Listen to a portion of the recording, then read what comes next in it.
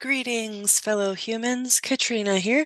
Quick disclaimer, I'm a professional, not your professional. Nothing I'm about to say should be taken as medical, legal, or otherwise advice. This podcast is purely for education and amusement. That is it. Disclaimer over.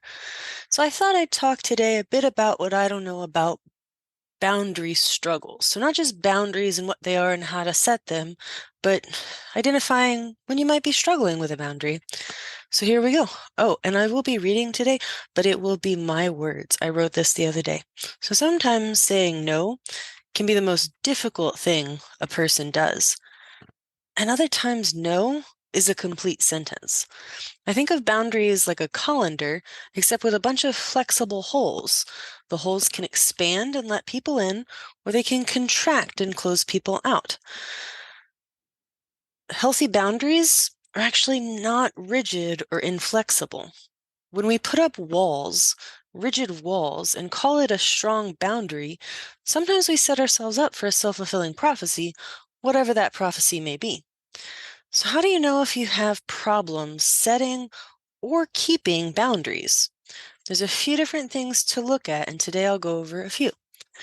A sign that it may be helpful to set a boundary is if you find yourself experiencing a great deal of annoyance, disrespect, and or resentment.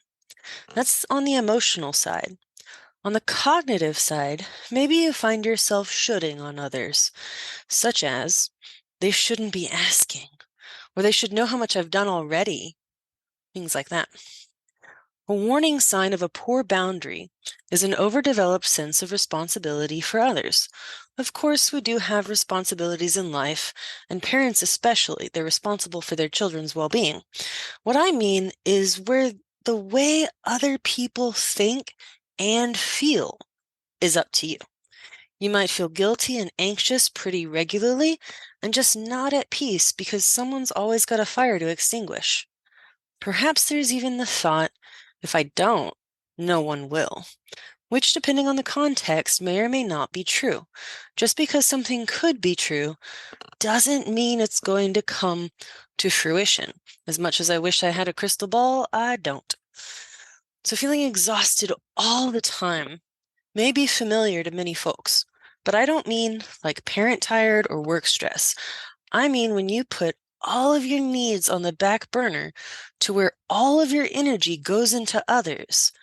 I have noticed some common needs that get neglected are sleep, nutrition, and fitness. These are basic needs for living a long and healthy life. So if you're not getting enough time to eat, adequate nutrition, enough sleep, or a chance to breathe, consider drawing a boundary that might be helpful. And remember, you reserve the right to change your mind. So difficulties in making decisions for oneself is a big sign to consider setting a boundary. I like to identify what I need to alleviate any inaccurate guilt that may arise from setting a boundary. For example, when I need privacy because I'm with a client, I close my office door. That's a physical boundary. Emotional boundaries can be trickier, but equally as helpful. Making decisions can feel emotionally draining or exhausting, and it can make you question your own likes and dislikes. If we make decisions based on what other people might think, we may have difficulty making decisions based on our own needs, wants, and preferences. So maybe you absolutely despise or hate letting other people down. This may mean that you often go along with other people's plans, even if you're not interested in participating. Maybe you're on a board you'd rather not attend meetings for, agree to go eat at restaurants that don't accommodate your dietary needs, or pick up every shift you're asked to cover because being unavailable does not appear as an option. If any of this resonates with you, do some research on setting and maintaining healthy boundaries. Here are some resources I've worked with in the past, and maybe some of them will be helpful to you.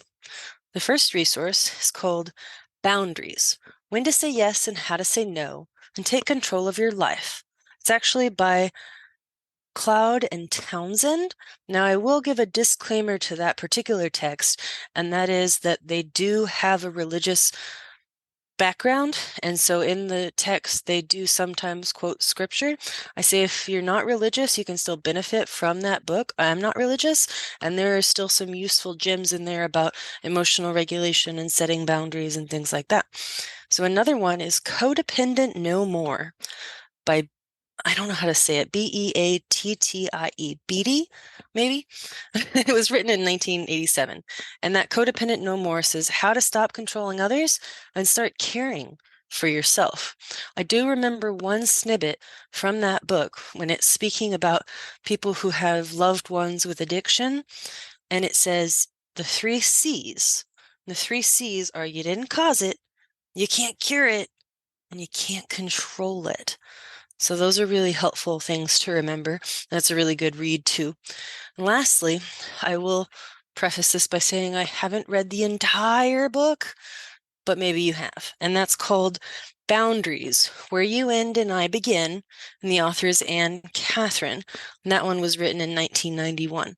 And I want to say that the Cloud and Townsend one, that Boundaries book that I mentioned at the very first of these references, it was actually written, I want to say, in the 80s or 90s. I'm not entirely sure. So remember, there's like a generational gap there too. But the Boundaries, Where You End and I Begin by Katherine, that one is a more secular version, doesn't have all the God references and language that might be unhelpful to some or potentially activating to others. So if you enjoyed today's episode and you want to support the show, click the button on the website. And remember, I appreciate each and every one of you simply for existing.